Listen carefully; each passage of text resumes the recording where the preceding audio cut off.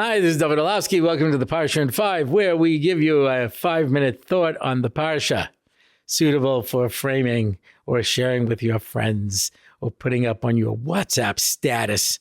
Yeah, Parsha's told us an amazing thing. Yeah, Esav comes in and he sees Yaakov is cooking something. And he looks inside and says, oh, give me some of that red stuff. And Yaakov says a very strange thing. Sure, sell me your birthright. That seems like a little extreme.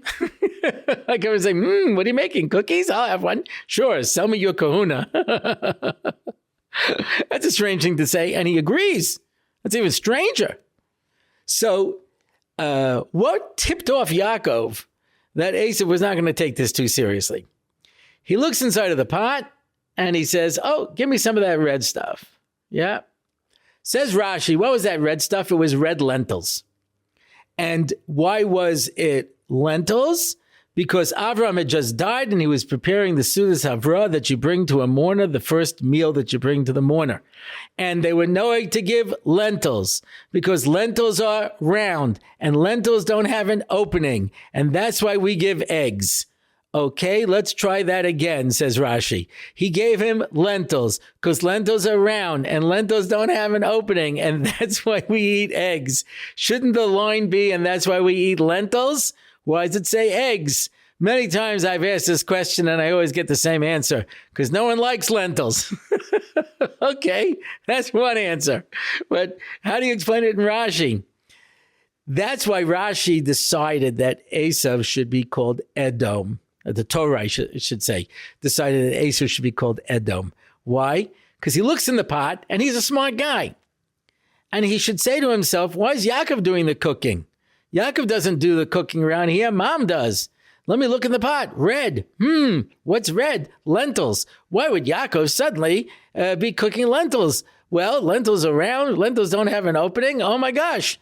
That's what you give to a mourner. It must be Zayd that died. I better run to Abba and be Menachem Aval. Instead, he looked at it and said, looks good, smells good, probably tastes good. I'll have some.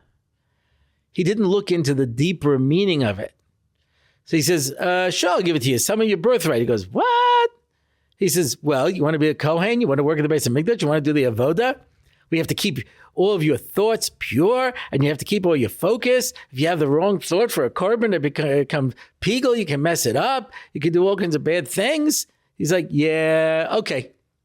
Just give me some of that red stuff, because all he saw was the externality, and he didn't see the kedusha that was inherent inside of it. We understand that it's not the lentils that are the issue. It's not the red stuff. It's something round that has an opening. And so Rashi says it doesn't matter whether it's lentils or it's eggs. I don't know why, when I was in America and I was sitting shiva for my father almost 30 years ago, everybody kept bringing bagels. Well, they say they're round, but they have an opening. They have a big hole in the middle. I don't know if anybody's noticed. Pashas should bring bialis. But anyway, I never understood that. But in fact, by the end of shiva, I couldn't look at a bagel for another 4 years until I was able to recover from that bagel experience.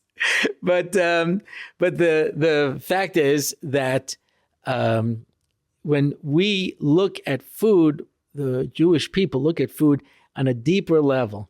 There are several places where the Chassam Sofer explains why we eat certain foods on certain holidays. Each one of them has a significance. It's not just by chance. We don't just eat things. That we eat have significance and have meaning. So Amir Hashem, as we go into this Shabbos, we will remember to be mekadesh what we eat and how we eat it, that everything we do should be with that correct intention, not the externalities of Edom, but that kedusha of Bnei Yisrael. Shabbos.